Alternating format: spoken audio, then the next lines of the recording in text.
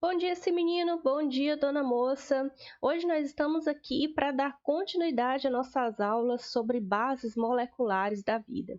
E hoje a gente vai falar sobre proteínas. Mas antes de começar a falar desse assunto, eu queria ler umas correspondências que eu recebi aqui dos nossos vários correspondentes, né? Na verdade, foi eu mesmo que escrevi isso aqui. E os nossos correspondentes, então, eles dizem o seguinte: eu tenho intolerância à lactose, eu tenho diabetes e eu preciso tomar insulina. Eu fiz chapinha no meu cabelo. Eu tenho anticorpos contra a catapora. E os nossos correspondentes nos perguntam o que que essas situações aqui, o que que essas questões têm a ver umas com as outras. O que elas têm a ver é que todas envolvem proteínas e a gente vai ver na nossa aula como é que isso acontece. As proteínas, então, gente, são componentes de todos os seres vivos e no caso de nós humanos, eles são os componentes mais abundantes, os componentes orgânicos mais abundantes do nosso corpo. Lembra que os componentes inorgânicos mais abundantes do nosso corpo é a água, mas os orgânicos são as proteínas. E essas proteínas, elas são moléculas muito complexas que realizam várias funções no nosso corpo. Por exemplo, as funções de construção do corpo. Uma proteína que participa dessa função é o colágeno, que está abundantemente presente nos nossos ossos. As proteínas também participam das funções de regulação corporal, através de hormônios, tem alguns hormônios que são proteínas. Elas também participam da proteção do nosso corpo contra doenças, através dos anticorpos, que são formados de proteínas, e também da movimentação da função plástica do nosso corpo através de proteínas que a gente chama de actina e miosina. Então, como eu falei para vocês, as proteínas, elas são moléculas grandes e de estrutura bastante complexa, mas elas são constituídas por unidades menores chamadas de aminoácidos. Então, eu vou ter uma junção de vários aminoácidos, geralmente milhares de aminoácidos, para a constituição de uma proteína. Agora, do que esses aminoácidos eles são compostos? Um aminoácido ele vai ser composto de um grupo amina, um grupo carboxila ligado a um carbono. Esse carbono, por sua vez, ele vai estar ligado a um hidrogênio e a um grupo que a gente chama de radical. Nós temos no nosso corpo uma média de 20 aminoácidos, e esses aminoácidos eles vão ter sempre esse grupamento amina, esse grupamento aqui carboxila, e o que vai diferenciar entre eles é esse radical aqui, que vai ser diferente de um aminoácido para o outro. Agora, de onde é que nós, animais, a gente consegue esses aminoácidos? Já que a gente não fabrica o nosso próprio alimento, né? De onde que a gente consegue esses aminoácidos? O fato é que a gente tem alguns aminoácidos que são naturais, que são aqueles aminoácidos que o nosso corpo ele consegue produzir através da junção daqueles átomos ali, e a gente tem os aminoácidos que a gente chama de essenciais, que são aqueles que a gente precisa obter na nossa alimentação. E a gente vai ter, então, 12 aminoácidos naturais que a gente consegue produzir e 8 aminoácidos essenciais. Dependendo da literatura que a gente consultar, a gente vai ver que alguns autores vão dizer que a gente tem, na verdade, 11 naturais e 9 essenciais. Mas, de todo modo, a gente tem, então, 20 aminoácidos, um total de 20 aminoácidos. O que vai variar aqui, ó, é essa arginina, esse aminoácido chamado de arginina, que muitas vezes, dependendo de como está o nosso corpo, da nossa idade, de como está a nossa saúde, a gente consegue produzir essa arginina ou não. E aí, por vezes, ela vai ser considerada como natural ou como essencial. Mas no total, a gente tem então 20 aminoácidos. Bom, professora, você disse aí então que esses aminoácidos eles são classificados como naturais e essenciais, mas tem outra maneira de classificá-los? Sim, tem outra maneira de classificar esses aminoácidos. De acordo com esse radical aqui, ó, de como é que esse radical se comporta, a gente classifica esses aminoácidos como apolares hidrofóbicos, polares hidrofílicos ou eletricamente carregados e hidrofílicos. Aí aqui, ó, só uma tabelinha para a gente ver quais são esses polares, esses apolares e esses eletricamente carregados. De acordo, então, como se comporta esse radical, se ele é polar, se ele é apolar, se ele é eletricamente carregado ou não, vai influenciar na constituição da proteína, vai influenciar em como esses aminoácidos eles se relacionam. Agora, como é que esses aminoácidos eles se ligam entre si para formar a molécula de proteína, né? Para formar as proteínas de fato? Os aminoácidos eles ligam-se entre si através, ó, de ligações peptídicas. Como é que essas ligações peptídicas acontecem? A gente vai ter aqui, então, a ligação entre o grupo carboxila de um aminoácido e o grupo amina do outro aminoácido. Lá vem essa professora com a aula de química de novo. Então, gente, a ligação peptídica vai ocorrer aqui através de uma reação de desidratação. Vai ocorrer a perda de água aqui. Olha só, observem que eu tenho aqui 2 hidrogênios e um oxigênio, formando o quê? H2O. Então, olha só, vai sair essa água aqui, nessa reação de desidratação, saiu esse hidrogênio, esses 2 hidrogênios e esse oxigênio, e se formou ali, então, a ligação peptídica entre o carbono de um aminoácido e o nitrogênio de outro aminoácido, formando então a ligação peptídica. Aí, se eu pudesse fazer uma analogia com os Power Rangers, já que tem gente que não gosta de química, talvez goste de Power Rangers. Então, se eu pudesse fazer essa analogia, eu diria que os aminoácidos são os Power Rangers, enquanto que o Megazord, eu acho que é esse o nome dele, né? O Megazord seria a proteína.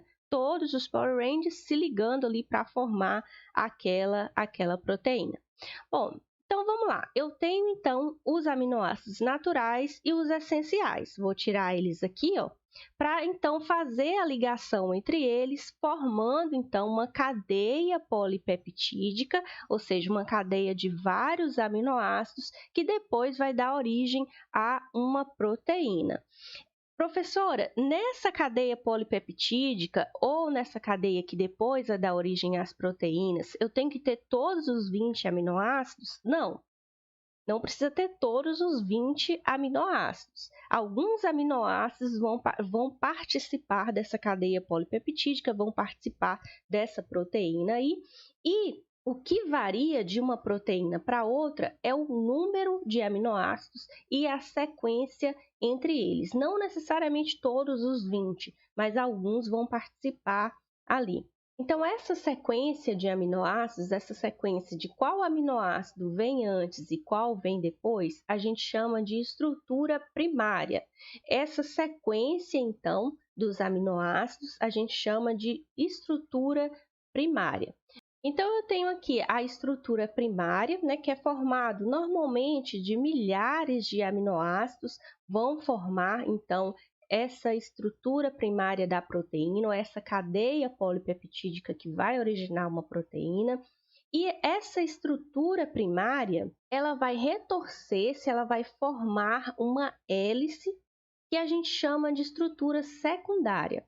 Essa hélice, ela se forma por conta das pontes de hidrogênio que formam-se entre uns aminoácidos e outros aqui. Ó. Tá vendo aqui pontilhado em vermelho? É então essas pontes de hidrogênio que estão se formando aqui entre um aminoácido e outro, formando então essa estrutura secundária. Só que não acaba por aí. Essa estrutura secundária, ela se retorce mais uma vez sobre ela mesma, formando uma estrutura que a gente chama de estrutura terciária. Essa estrutura terciária também depende dos aminoácidos ali, dos aminoácidos que estão na estrutura aqui secundária, e esses aminoácidos, então, que vão ditar a conformação da estrutura terciária. Porque lembra que eu falei para vocês que os radicais desses aminoácidos, eles podem ser carregados eletricamente, podem ser polares ou apolares? Dependendo de como é que eles são, né, de como são esses radicais, eles são atraídos pelos outros ou repelidos um pelos outros. E isso aí, então, vai originar essa conformação aqui terciária das proteínas. E aí, então, após a formação dessa estrutura terciária, eu posso ter ainda a formação de uma estrutura que a gente chama quaternária, que é quando essa estrutura terciária aqui, ó, se liga a uma outra estrutura terciária e forma a quaternária. Observando aqui, ó, que a gente tem aqui essa estrutura terciária aqui, ó, essa daqui veio para cá, tá vendo? E se ligou a outras aqui, ó, essa amarelinha aqui, formando então essa estrutura quaternária.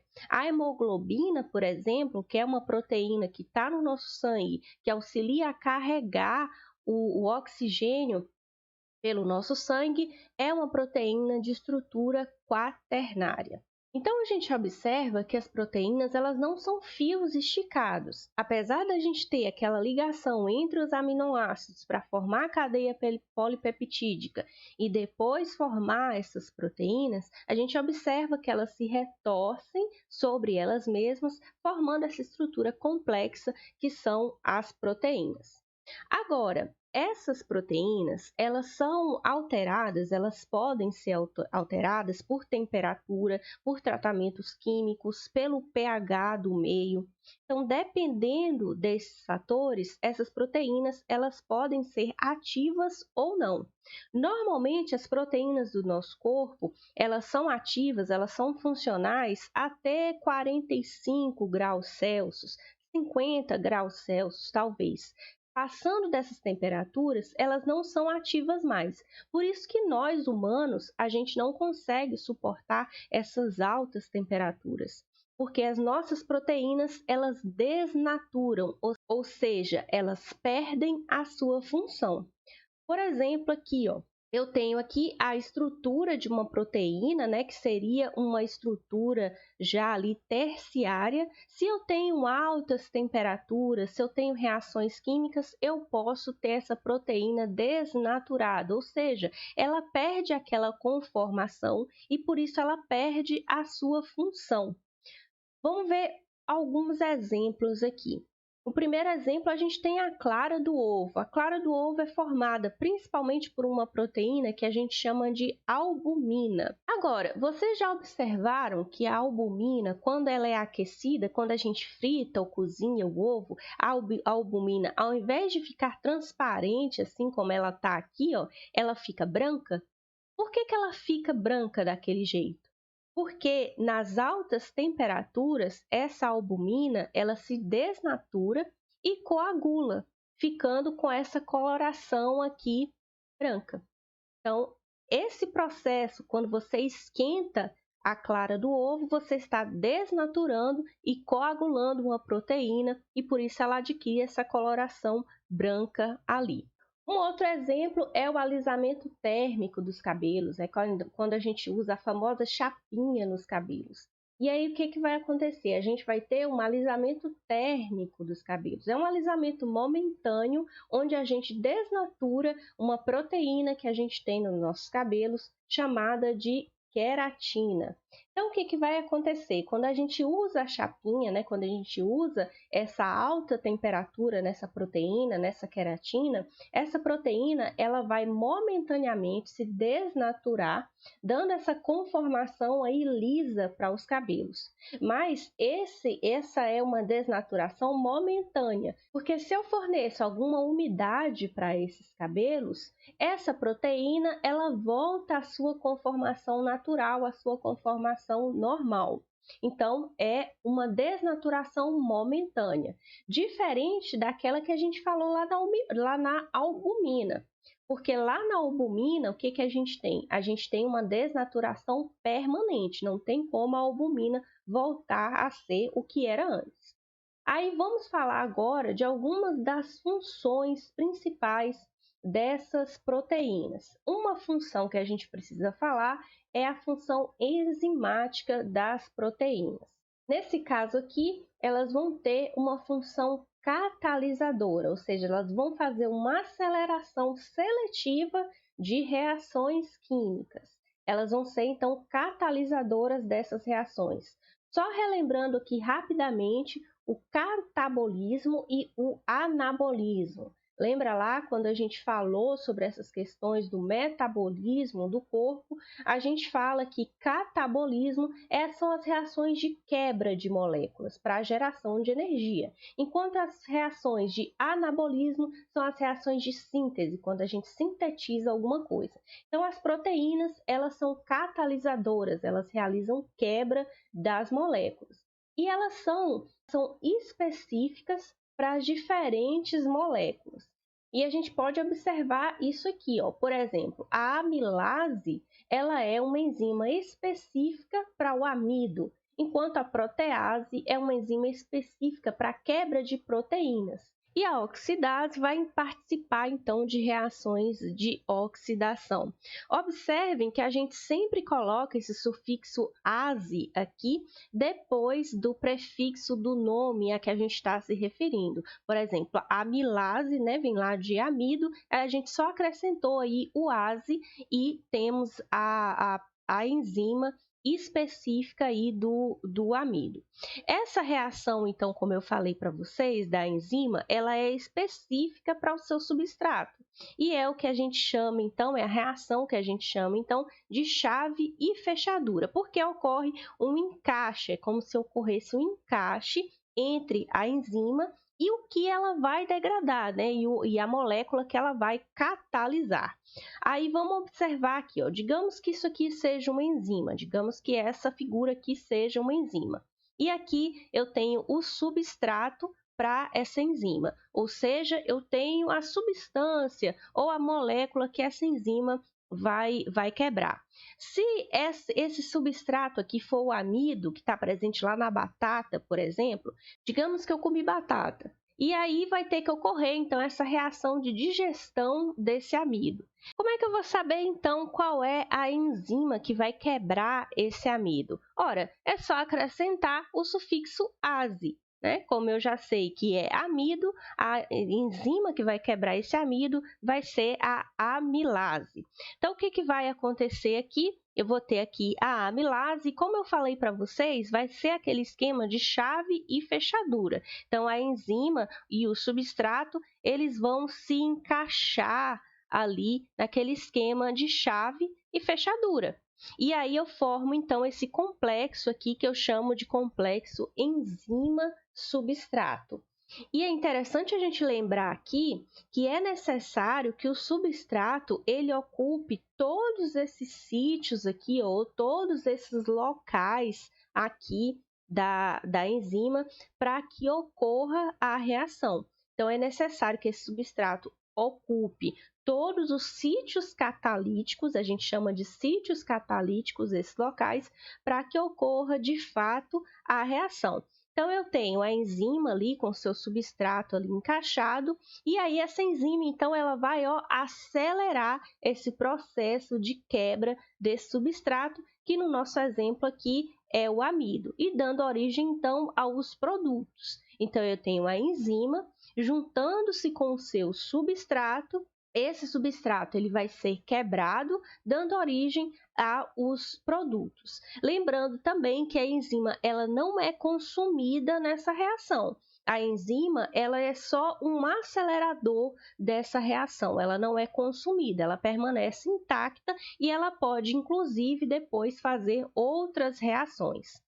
Como eu falei um pouco antes, a gente estava conversando sobre a temperatura, o pH, reações químicas que atuam nas enzimas, é importante que essa enzima ela tenha um pH e uma temperatura ótima para ela agir.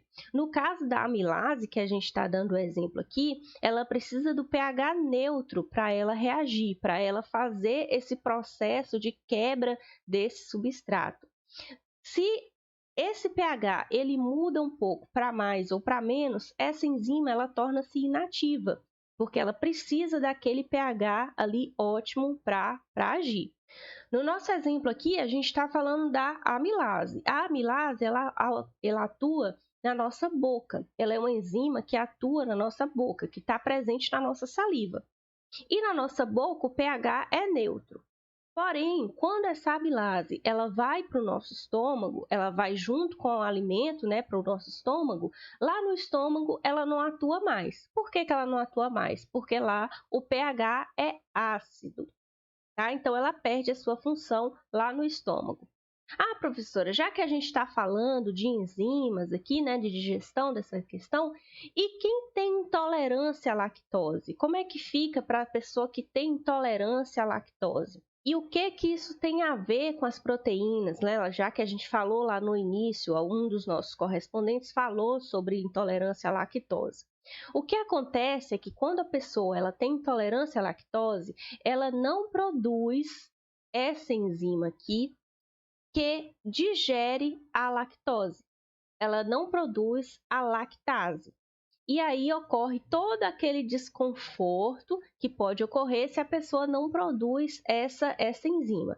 Porque quando ela ingere a lactose, que é um açúcar que está presente no leite, esse açúcar ele não consegue ser digerido por aquela pessoa, ele não vai ser digerido por aquela pessoa. Então, fatalmente, ela vai passar mal. Por que ela está passando mal? Porque ela não está produzindo essa enzima aqui, ela não produz essa proteína, que é uma enzima que digere a lactose.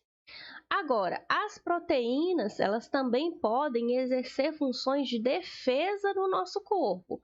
Qual é a função dessas proteínas? Então, proteger contra doenças, logicamente, né? Então, essas proteínas que são protetoras, olha só, proteínas protetoras, olha que legal.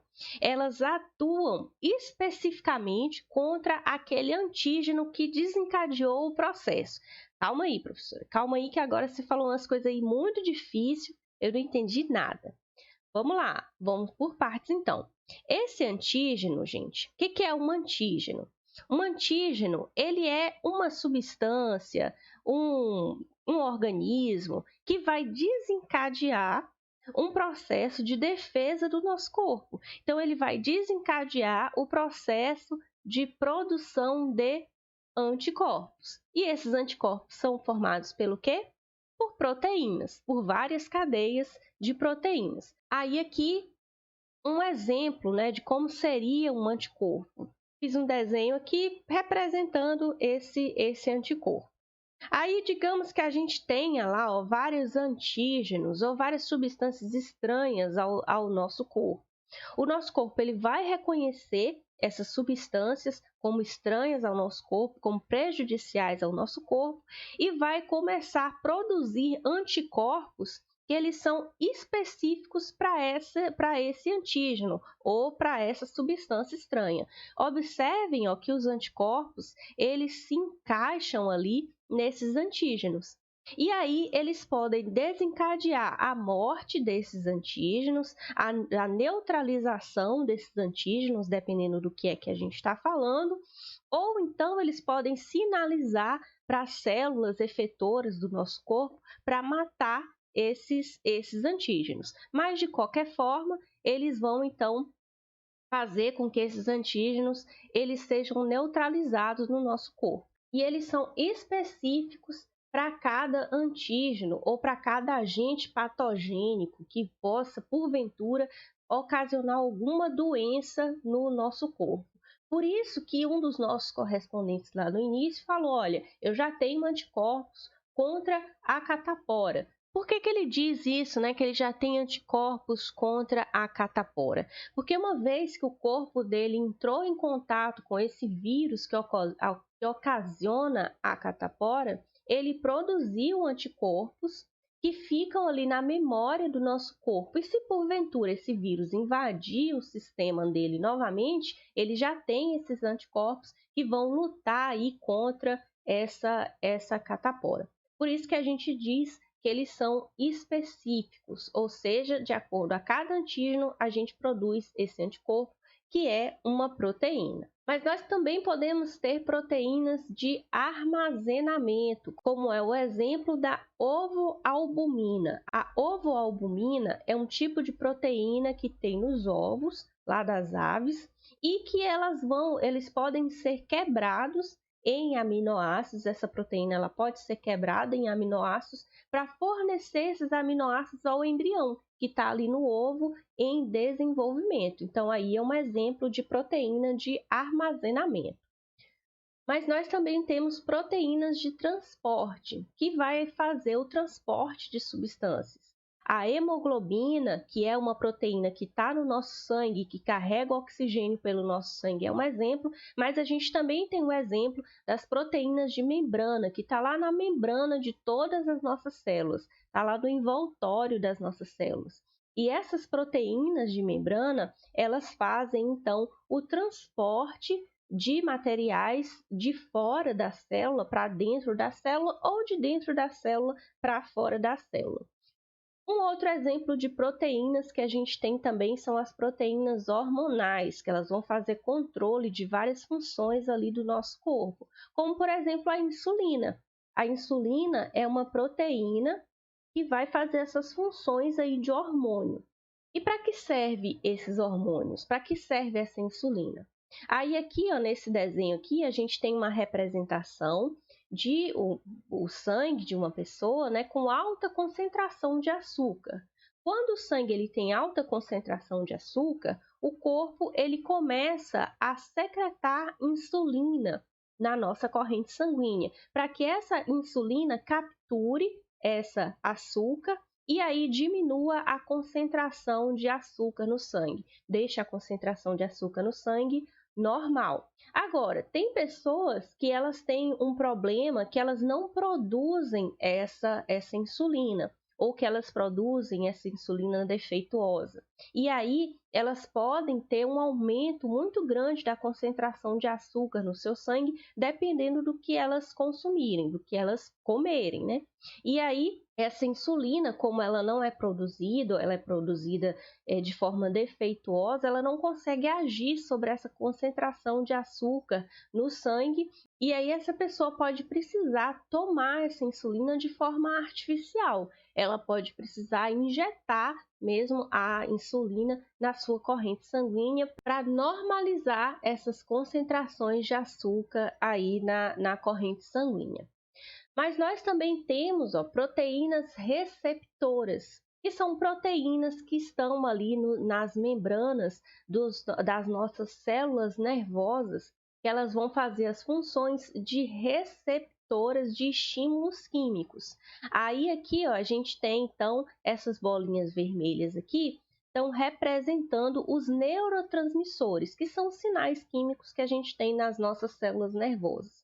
Esses neurotransmissores vão ter que passar de uma célula para outra. E aí vai ter uma proteína, que é uma proteína receptora, que vai receber esses neurotransmissores e aí estimular quimicamente as próximas células.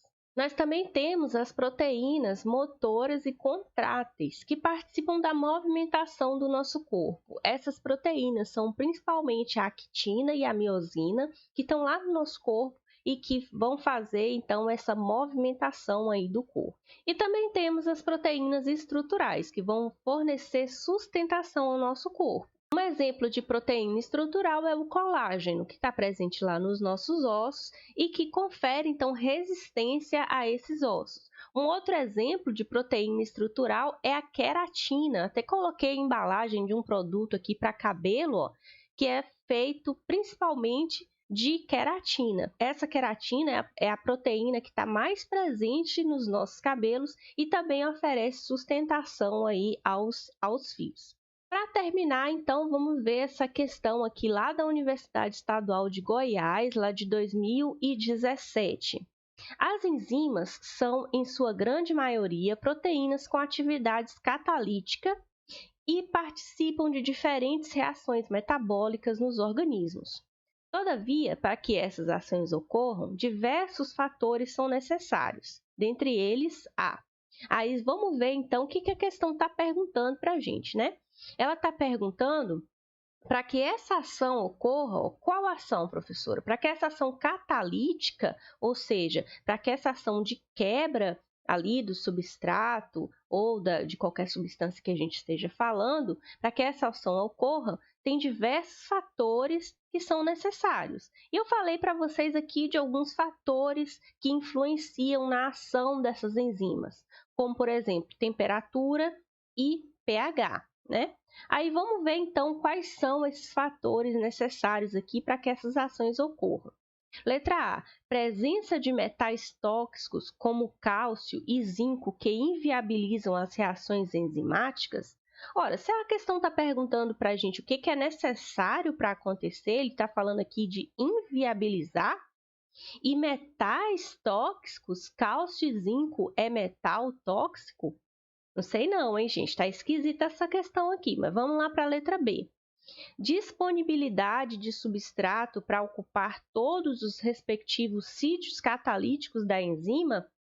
Pode ser que seja essa letra B aqui, ó, porque lembra que eu falei para vocês que a enzima ela tá lá e ela precisa que aquele substrato ele ocupe toda aquela região ali, aquela região de chave fechadura, para que ela tenha uma ação de fato? Então pode ser essa letra B, mas vamos ver as outras. Reposição das enzimas na medida em que são consumidas pelos processos de catálise. Olha só, eu falei para vocês que as enzimas elas não são consumidas no processo de quebra ali do substrato. Então, essa letra C aqui não tem nada a ver. Letra D, ação da temperatura, uma vez que quanto maior a temperatura, maior será a catálise. Não é isso aqui, gente. Lembra que a gente falou que em altas temperaturas as proteínas elas se desnaturam e elas não têm mais ação. Então, altas temperaturas, não. Concentração de H+ ideal, visto que confere pH neutro para as reações oxidando-a? Não, né? A gente viu que as enzimas elas não são consumidas.